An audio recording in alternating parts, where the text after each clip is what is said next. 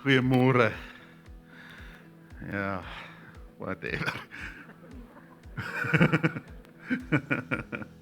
Dis heerlik om vanmôre saam met jou te kuier. As jy nie 'n kampstoel het nie, moenie laat dit jou afskrik nie.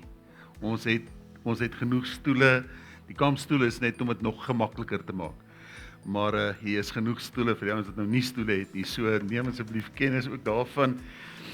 Ons is in 'n mini reeks wat ons noem rentmeesterskap. En vandag maak ons hierdie reeks klaar, waar ons so 'n bietjie verder gaan gesels oor die hele konsep van rentmeesterskap. Nou, jy sal onthou verlede week, en as jy nie verlede week hier was nie, sou dit baie goed wees as jy dalk net vinnig kan gaan luister, want ons het 'n paar belangrike beginsels net weer gaan vasmaak oor rentmeesterskap. En ons het gekyk na 3 groeperings van mense. Die eerste groepering is die voorspoedsteologie, dat dit moet altyd met jou goed gaan in alle omstandighede en is net seën as jy die Here aangeneem het. En ons besef dis nie heeltemal die waarheid nie.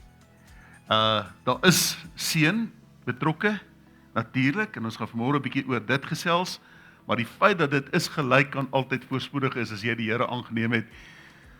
Jy kan maar net die Bybel lees om agter te kom, dit was nie eers so by die disippels gewees nie. Die tweede groepering is die armoede groepering. Dis die ouens wat sê hy is eintlik gevaarlik om geld te hê. En geld is eintlik onheilige, en ons het oor dit gekuier. Maar dan het ons oor die derde omgewing gekuier, en dis die omgewing van rentmeesterskap, waar jy sê alles wat jy is en alles wat jy het, dis van die Here af. Hy is jou bron. Hy is die een wat vir jou geleenthede gee. Al het jy hard gestudeer, al het jy baie hard gewerk aan jou besigheid, en jy sê, wag, jy verstaan nie, ek het my kant gebring nie, die Here wat jou die vermoë gegee het, geleentheid gegee het. Jy leef vanuit hom uit, hy is jou bron. En vanuit hierdie beginsel van rentmeesterskap beteken dit, God het my vir 'n seisoen aangestel om verantwoordelikheid te vat vir dit wat hy vir jou kom gee het. Vir elke liewe dingetjie. En in dit vind ons dan die beginsel om ook die Here te eer met die eerste van ons inkomste. So ons het verlede week oor dit gepraat, oor hoekom doen ons dit en waarom doen ons dit. Vandag wil ek 'n bietjie meer prakties gaan, en ek wil praat oor die effek. Wat is die effek van wanneer ons begin te gee? En ek praat spesifiek in die area van ons finansies. En jy weet, ek kom nou al so rukkie in die kerk, en ek weet al, jy weet, daar's ouens wat sê, o jong, daai ouens, is nou weer geld jong, geld, hoekom moet 'n mens nou oor geld in die kerk praat? Maar wanneer ek die Bybel gaan lees, dan sien ek daar's 246 verwysings van geloof, om en by, 246 verwysings in die Bybel oor geloof. Wanneer dit kom by hoop, is daar 185 verwysings oor hoop. Liefde 733, maar wanneer dit kom by die gedagte van gee, 2350 keer. So die Bybel het baie te sê oor hoe ons dink oor wat ons het en wat ons besit, en omdat die Bybel baie sê, is dit ook nodig dat ons daaroor sal praat en gereeld hieroor sal praat. Jy weet, Jesus het meer gepraat oor geld as oor die hemel en die hel. En kyk hom, hy's daar. Jy kan hom vinnig aan Google search.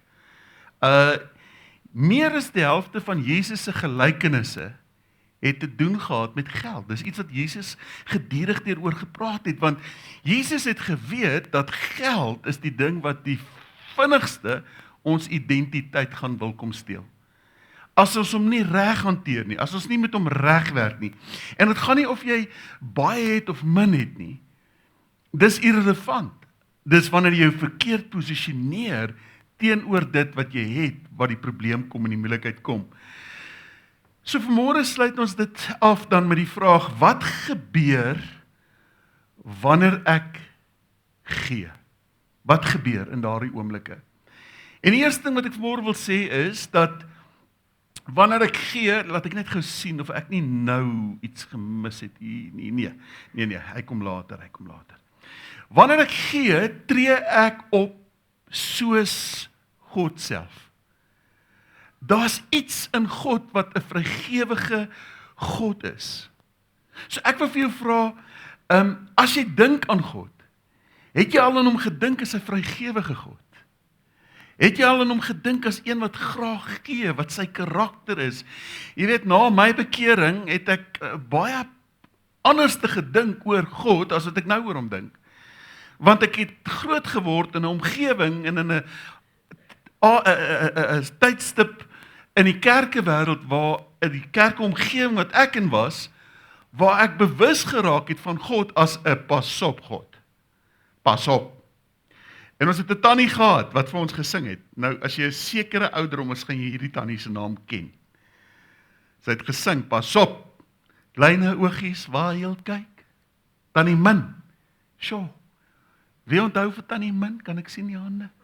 Ja, nee.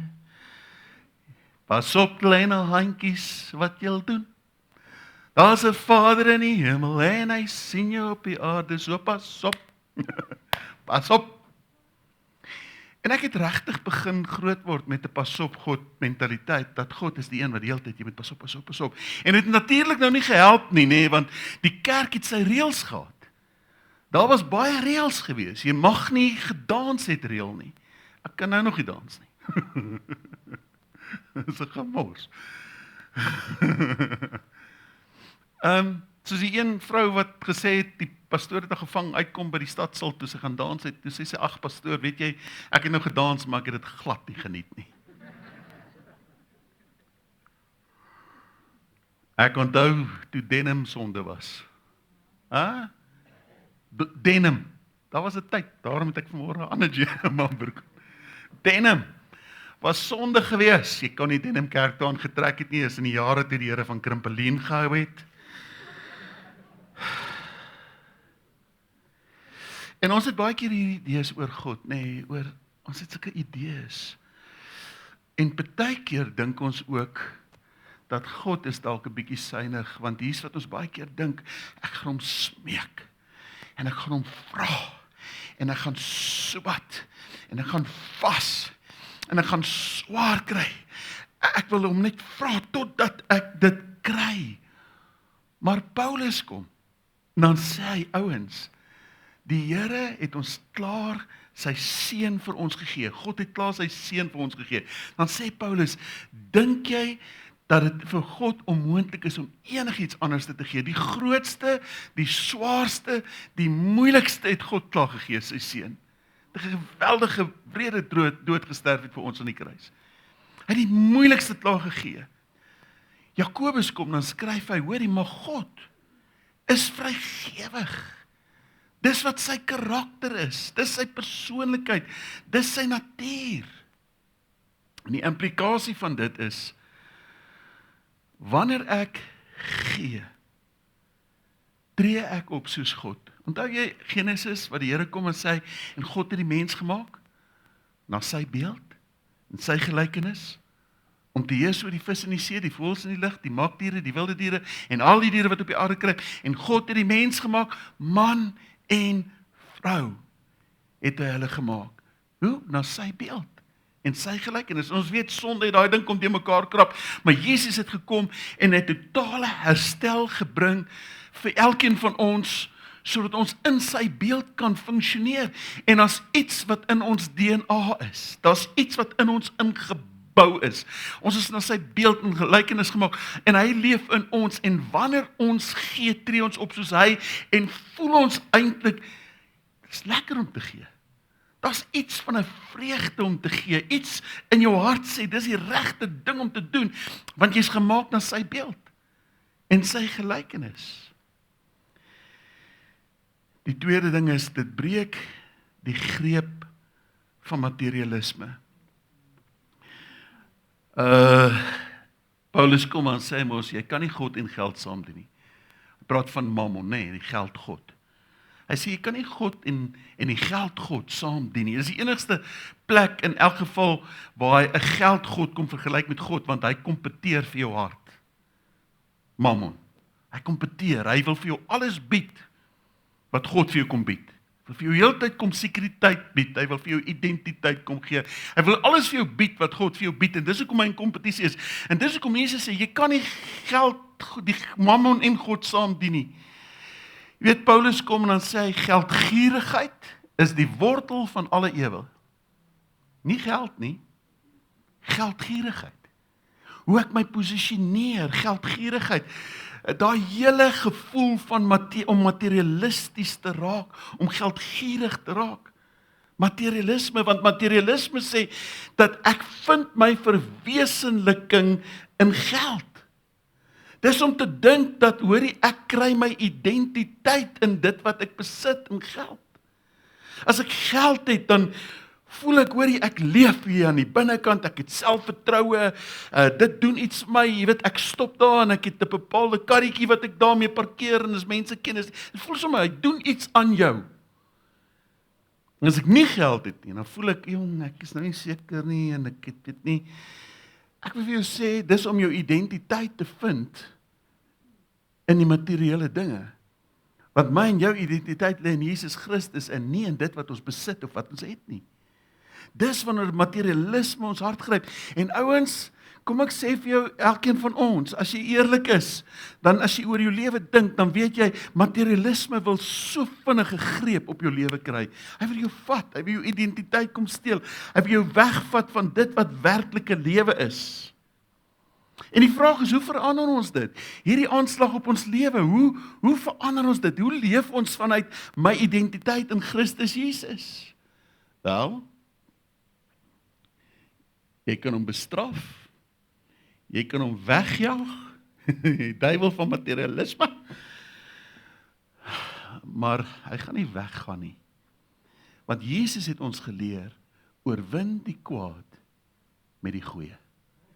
Tree op in die teenoorgestelde gees as die van die wêreld. Tree op in daai gees. Materialisme sê ek wil bekom, ek wil behou, dit is myne, maar die teenoorgestelde gees sê, how can I share? How can I give? Ja, dalk net hierdie een opmerking. Weet jy, is baie moontlik om te gee sonder om lief te hê. Jy kan dit doen. Jy kan gee sonder om lief te hê. Maar jy kan nie lief hê sonder om te gee nie. Daar's in die lief hê iets wat in jou hart gebeur van, dink maar net hoeveel gee jy, daai nuwe klein kind wat gebore is. Daar's iets wat net sê, die liefde daar, ek wil net gaan gee daar. Net gaan gee. Dit is onmoontlik om lief te hê sonder om te gee. Ja, gee rig my hart ook. Jesus het ons geleer, waar jou skat is, daar sal jou hart wees. Ek het verlede week 'n bietjie daaroor gepraat, maar as jy jou skat sit by jou in jou boot, as jou skat, jou kar is, as jou skat in jou huis is, dan moet jy nou weet, dis waar jou hart gaan wees. So gee help ons om ons harte op die regte plek te sit en ons harte te rig. Kan ek net ook dit sê, julle wat ouers is, veral met kleiner kinders, ek wil jou aanmoedig. Ek wil jou aanmoedig dat jy jou kind hierdie beginsels van kleins af sal leer. Moenie dit ontneem van hulle om die voorreg te hê om te leer wat dit is om te gee nie. As hy 'n sakgeldjie kry of sy 'n sakgeldjie kry, leer hulle van jongs af die beginsel van spaar, van gebruik en van gee. Doen dit, maak dit los in jou kinders. Hierdie is so belangrike waarde, want materialisme wil 'n greep op ons almal kry. Laat ons van kleins af hierdie waarde dra in ons hart en ons lewe. Want jy sien, gee, en dis die 4de ding, versterk my geloof. Dit is net so, as ek gee, versterk dit my geloof. Die Engelse vertaling sê, giving proves the reality of your faith. En een of ander tyd moet jy besluit, kan ek die Here vertrou met die fisiese goed of nie?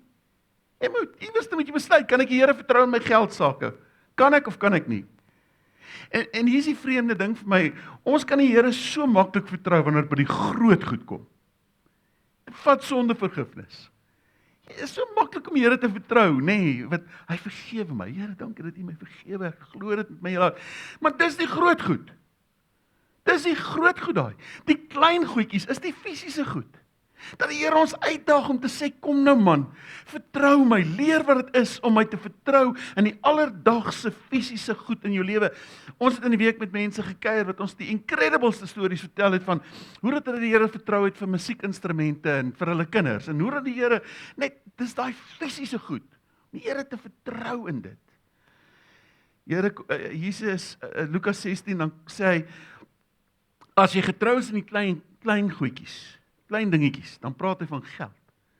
Sê hy ook in die groot goed toe vertrou, sal dit ook aan jou toe vertrou word. En dis die geestelike goed. Ja, kom ons vertrou hom. Jy weet, daar's net een keer in die Bybel wat die Here sê, toets my. Maleagi, en ons verlede week oor Maleagi gepraat, toets my, en dit gaan oor geld. Die Here sê, ek dare jou. Vertrou my, bring die eerste van jou inkomste, en toets my. Vertrou my, ek dare jou.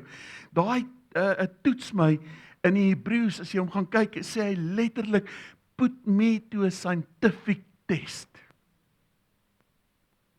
Put me to a scientific test. Toets my, toets my. Ja, die 5de beginsel van dit wat gebeur, die effek van gees, dis 'n belegging in die ewigheid. Nou, ek gaan nie te veel oor dit sê nie, want ons het verlede week oor dit gepraat. Maar as jy gewonder het, waar kan jy die beste belegging maak? Ek wil vir jou sê, belê in mense. Want jy gaan nie goed kan saamvat in die ewigheid nie. Verlede week gesê, ek geen begrafnis gehou met 'n ventertrailer agterna nie. Maar jy kan mense saamvat. Jy kan 'n mense se lewe. Dis hoekom Paulus sê, use your money good. Gebruik jou geld selfs met wysheid. Belê in mense, dis die grootste belegging wat jy kan vat, en ek gaan nou nie verder oor dit praat nie, ons het verlede week oor dit gepraat. Die 6de beginsel, die effek van gee is, dit posisioneer my vir seën. Nou, is so belangrik dat ons nie hierdie verkeerd verstaan nie, want in Christus Jesus is ons klaar die geseëndes van die Here. Dis ons vertrekpunt. In Christus Jesus is ek klaar uitgenooi na 'n geseënde tipe van lewe toe, waar die Here sê, jy is klaar, die guns, die seën van die Here rus op jou, want jy is in hom en hy is in jou, en jy is 'n geseënde van die Here. Maar net soos wat ons geestelik groei, deur sekere dissiplines te doen, die woord te lees, te bid, tyd te maak met God, en ons geestelik groei, is daar ook die dissipline van gee. Waar ek die greep van materialisme breek, waar ek my geloof verklaar as ek dit doen. Daar's hierdie geestelike ding wat gebeur. Hier's al hierdie goed wat ons oor praat, en in die proses posisioneer dit my wel om geseën te word. Give generously, and do so without a grudging heart, then because of this the Lord your God will bless you in all your work and everything you put your hand to. Maleagi 3 is daai gedeelte wat praat. Wat sê, as jy die Here vertrou, as jy die eerste van jou inkomste bring, dan gebeur daar iets, God se seën breek los oor jou lewe, en wanneer ons dink aan seën, ouens, dan gaan ons koppe altyd vir geld toe. Maar gaan lees 'n bietjie weer Maleagi en die res van die Bybel, dan kom jy agter, maar hoorie, seën gebeur op 'n klomp maniere. Dis nie net in my finansies nie, daar's ander maniere wat dit ook kan gebeur. God kan my emosioneel seën. Daar's emosionele seën wat hy wil losmaak oor my lewe. Sosiale seën wat die Here wil losmaak. Die Here kan jou invloed vergroot, jou seën sodat jou invloed vergroot. Die Here kan jou uitgawes verminder. Wie van julle het dit al beleef, dat die Here jou gehelp het en jou uitgawes het verminder? Kom ek vertel julle vinnig een storie uit ons lewe uit. Ons was in Brooklyn campus gewees, 'n hele paar jaar terug, en ons het net 'n huis gekoop in Linwood. En dit was in daai tyd wat daar so bietjie van 'n resessie was en die mark het geklim, die rentekoers het so verskriklik hoog geklim. Jy kon nie 'n huis verkoop. Niemand was in die mark vir huise gewees nie. Niemand wou 'n huis koop in daai tyd nie. En is toe wat Alan Platt, wat Doc Sadou begin het, vir my gevra het, wil ek nie asseblief het oorweeg.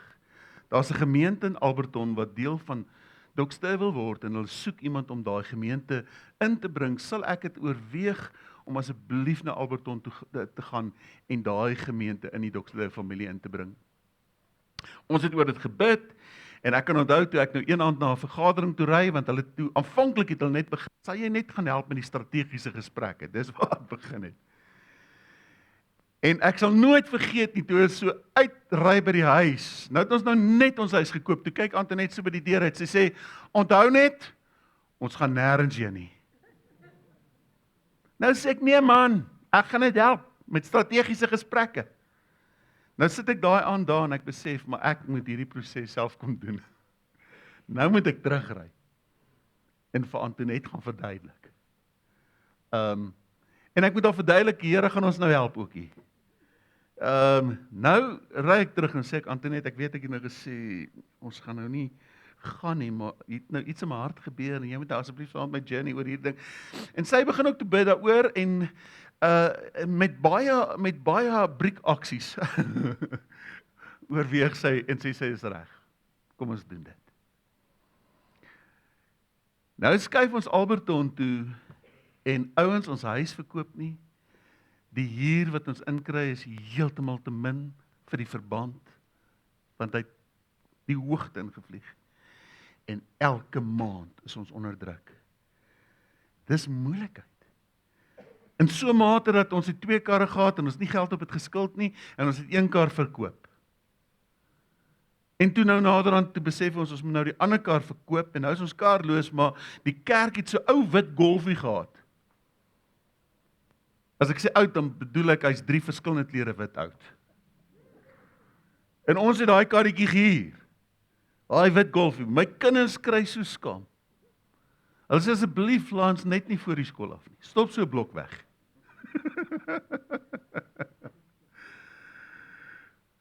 Ja, daag ek op by sakelei geleenthede, jy weet, en dan ry ek nou daarin. En skielik hoor ek hoe die Here vir my sê, ja, jy is mos die een wat op die kansel staan, nee? En dan sê jy vir die mense, waar vind jy jou identiteit in? Nou toets ek jou 'n bietjie. Jy ry nou met hierdie karretjie.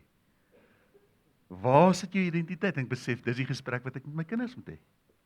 Dis die gesprek. En ons het begin praat oor identiteit en eventually het hulle gesê, is alles reg, ons kan hulle binne die skool aflaai. Toe gebeur het dat Ramon was in Affies gewees en oor naweek het ek hom gaan haal en ek moes hom gaan haal het in Affies om saand ons terug te ry Alberton toe. En daar's 3 maats wat vra kan hulle saam ry. En Ramon het net mooi daai challenge gewen dat ek hom in die skool kon aflaai en toe het hy 'n challenge van vooraf. Ek dink die Here het hom regtig getoets. En die ergste is, daar wil daai kar nie staar nie. Ek haal my laaste R20 uit my sak het, ek sê, gaan koop net iets by die snoepie, want ek probeer net hierdie kar in die gang kry om die verleentheid vir 'n mond te spaar. En ek kan dan toe net sit en sy sê, kan ons nie die Here vertrou, dat ons kinders se skoolfondse betaal sal word nie? Ek is soos in, ja, sure, Antoinette, man van groot geloof, nee, ja, staan ek, ja, sure, nou dink jy gaan dit gebeur. Want nou sê ek vir haar, luister, ek weet partykeer party pastore is meesters net the Lord worketh by hints. En ek sê nee. Ons gaan nie daai game speel nie. So hoe dink jy gaan dit nou gebeur? Vol van geloof. Net om 'n week later 'n oproep te kry van 'n maatskappy wat beleggings maak in jong leiers se lewe. En hulle bel ons sien, sê hoor jy, hulle het Ramon geïdentifiseer as een van die leiers by Affies en hulle wil graag in sy lewe beleggings maak en geestelik investeer in sy lewe sodat hy weer ander ouens kan mentor, ander skoolkinders kan mentor. Ek sê dis wonderlik. Julle kan met hom 'n gesprek hê want hulle vra mag hulle met hom praat. Ek sê julle is welkom. Julle kan enige tyd met hom praat en hy moet besluit daaroor, maar praat met hom. En terloop sê hulle, ons wil graag sy koshuisgelde en sy skoolgelde ten volle betaal. Ek vra vir jou. Wat is die kans vir toevalligheid? Wat is die kans? Niemand wat hiervan weet nie. Mense wat ons nie eens ken nie. Die Here kan jou uitgawes verminder. Net om dit ook te sê, Anja gaan hoërskool toe in daai tyd. Nou sê ek, Antoinette, asseblief, moet dan nie help mekaar toe vat nie. Ons kan dit nie bekostig nie, help mekaar. ek bedoel ons het verlede week gekyk, wat is hulle skoolfonds per jaar? R160,000 en dan moet jy nog jou boekies koop en alles wat jy weet, R160,000. Ek sê dan toe net, ons kan dit nie eens bekostig nie, en jy nog die bus betaal wat hulle vervoer en alles, sê dit gaan net nie gebeur nie, vat hulle Alberton toe. Anja lyk vir my of sy Alberton gaan geniet. Sy gaan daai skool geniet. Dit lyk vir my na 'n oulike skool, man. 'n Week het verbygegaan, hier kry ek 'n oproep. Klaus Kienig, die hoof daai tyd van Help Mekaar, bel my. Hy sê, hallo, Klaus Kienig. Ek sê, hallo. Hy sê, weet jy man, ek besef jy weet nou seker nie waaroor die gaan nie. Ek sê, nee, ek doen nie. Hy sê, jou dogter het 'n afspraak met my gemaak. En ons wil haar so graag in die skool hê. Nou is ek soos in, ja, dis great. Ek sê, ja, nee, dit klink baie goed. Dink ek, hoe gaan ek hierdie ding nou fix? Nee, ek bedoel, nou is ek in moeilikheid. En toe hy neersit, toe sê hy, en terloops, ek wil net vir jou sê, ons wil nie hê julle moet enigiets betaal nie. Wat is die kans dat die Here so vir jou kan deurkom? Ons het betaal wat ons so betaal het by 'n ander skool. En die Here het ons gehelp. Die Here is in staat om jou uitgawes te verminder, ouens. Maar die Here kan ook jou inkomste verhoog. Kom ek vertel julle, dis COVID. Doxa Deo se leierskap, ek kan onthou ons sit in so raadsaltjie gesit en ons mekaar met groot oë gekyk, want hierdie was waters wat ons nie geken het nie. En ons het gehoor hoe kerke in groot moeilikheid kom, oralste om ons, het ons dit gehoor. Ons het gehoor van dit. En ons het besluit, wat moet ons doen? Moet ons salary cuts doen? Moet ons, lekker goeie Afrikaans, nee, salary cuts. Moet ons salaris sny doen? Wat moet ons doen? Hier is moeilikheid, die kerk maak toe. Mense kom nie kerk toe nie. Julle onthou dit. En weet jy, in daai oomblikke van vrees, neem ons 'n besluit. Ons gaan die Here vertrou. En ons gaan saai in al die kerke om ons, wat finansiëel in die moeilikheid is. En ons het 'n groot bedrag geld gevat, wat ons bitterlik onseker oor was. Ons het gewonder, maar ons het die oortuiging in ons harte gehad, dis wat die Here sê ons moet doen. En ons het gereageer op wat hy sê. Ons het die grootste groei gehad in COVID. Het ons netto likwiditeit het die meeste verbeter in die tyd van COVID. Ouens, daar's iets in die beginsel van gee, en ek kan dit nie uitdruk vir jou in woorde nie, maar daar's iets daarin wat ons nie moet onderskat nie. En julle weet, verlede week se boodskap, ek is nie op die plek waar ek sê, gee en jy sal, dat dit 'n resep is, jy gaan dadelik weer terug ontvang nie. Paulus sê, hy weet wat dit is om baie te hê en min te hê. Dis nie wat ek kommunikeer nie. Ek kommunikeer wel om te sê, in die gee aksie, is daar krag aan die werk, wat ek nie altyd verstaan nie. Maar dis wat die woord my leer. Hy kan die ongeluk van jou afweer. Hy het dit met ons gedoen ook. Jy weet, my maale het in 'n huis wat ons in gebly het, ons uit Port Elizabeth uitgetrek het, ons het oor die hele Suid-Afrika getrek al. Antoinette se grootste kwaliteit in haar persoonlikheid is, dit wat regtig, dis nou die waarheid, is haar grootste faktor in haar lewe is stabiliteit. Dat sy wil stabiel wees. Dis haar strength. Sy wil soek stabiliteit en toe trou sy met my. Sy het ook altyd gewag vir die ridder op die wit perd en tussentyd het sy maar met my getrou. Maar kom ek vertel net vinnig dit, dat die Here ongeluk van jou kan afweer. Ons trek, my maale, ons het getrek van PE af Pretoria toe destyds, en ons het 'n huis gehad, en toe ons nou daartoe wil ek die huis graag behou, en die manier om dit te behou is, ek omskep toe ons woonstelletjies in 'n deel van die huis in Comines, want ons was baie naby aan die universiteit gewees, en ons sit mense in, want ons het nog 'n redelike hoë verband gehad, en ons sit mense in die huis in, en my maale brei in 'n privaat deel van die huis, en kyk na die eiendom en so aan, en hierdie werk lekker vir ons. Werk great, en toe besef ek, miskien moet ons begin te dink, ek weet nie hoe lank dit nog gaan doen nie. Miskien moet ons net dink oor hoe lyk die mark en jy weet, en ek vat die huis en ek gaan toets net die mark en ek het 'n bedrag in my kop wat ek voel in my hart gelê het.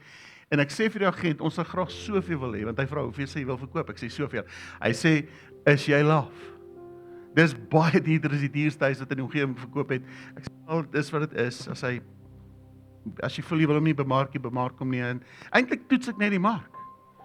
Net om 'n dag later of 2 dae later 'n kontantoffer te kry.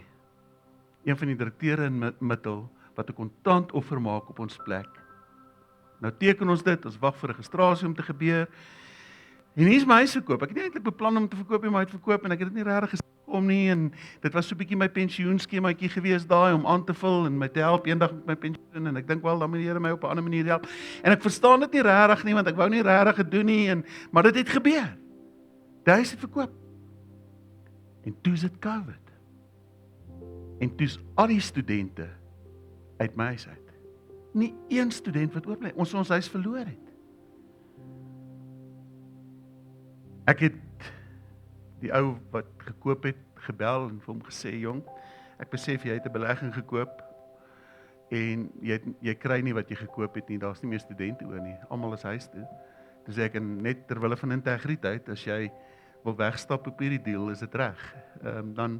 Dan sal ons dit kanselleer van ons kant af ook.